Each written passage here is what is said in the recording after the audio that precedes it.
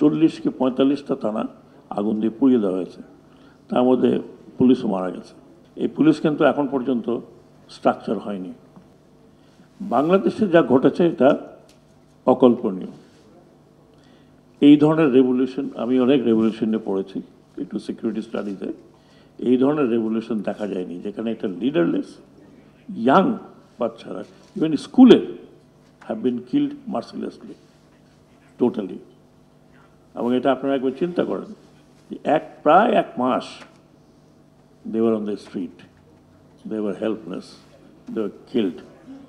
কারা মেরেছে বলার দরকার নেই।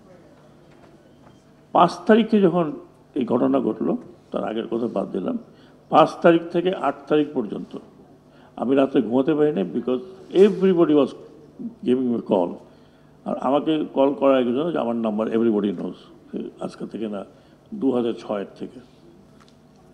কী ব্যাপার স্যার? আমার বাড়িতে আগুন লেগেছে, ওইখানে ভেঙে পড়েছে, থানা নাই, থানার পুলিশ নাই, থানা আগুন লাগছে, প্রায় 40 কি 45টা থানা আগুন দিয়ে পুড়িয়ে দেওয়া হয়েছে, তার মধ্যে পুলিশও মারা গেছে। এই অবস্থায় আমাকে স্বরাষ্ট্র মন্ত্রণালয় দেওয়া, আমি যখন গেলাম তখন দেখলাম যে পুলিশ ইজ নট ইন্টারেস্টেড। তাদের কথা হচ্ছে আমরা চাকরিও করবো না, আমরা যাবও না। আমি প্রায় 3 ঘন্টা তাদের সাথে কথা বলছি, only ordinary constable. 3 hours I talk to them. এবং 3 ঘন্টা কথা বললে ultimately I have to give an ultimatum যে বৃহস্পতিবার পর্যন্ত জয়েন যদি না করো তাহলে I will bring reserve force. তাহলে বুঝে গেছে কোথা থেকে আমি আনবো, পড়তে দেবেন পুলিশ। তারপরে পুলিশ আসা শুরু হলো। এই পুলিশ কিন্তু এখন পর্যন্ত স্ট্রাকচার হয়নি। স্ট্রাকচারের কথা আমি বলেছি, unless the police structure is not changed, political infiltration হতে থাকবে।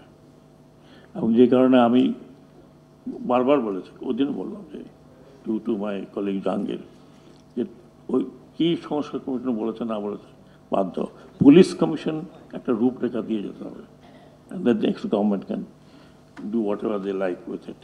এবং পুলিশের যদি টু স্টেজ রিক্রুটমেন্ট না হয়, তাহলে যেভাবে ছাত্রদল ছাত্রলীগ ঢুকেছে, তেমনি আরেক দল যারা আসবেন তাদের লোকজন ঢুকবে, that will be totally politicised. আমি রিকমেন্ড করেছি যে 2 স্টেজ রিক্রুটমেন্টটা যেন হয়, জানি না হবে কিনা।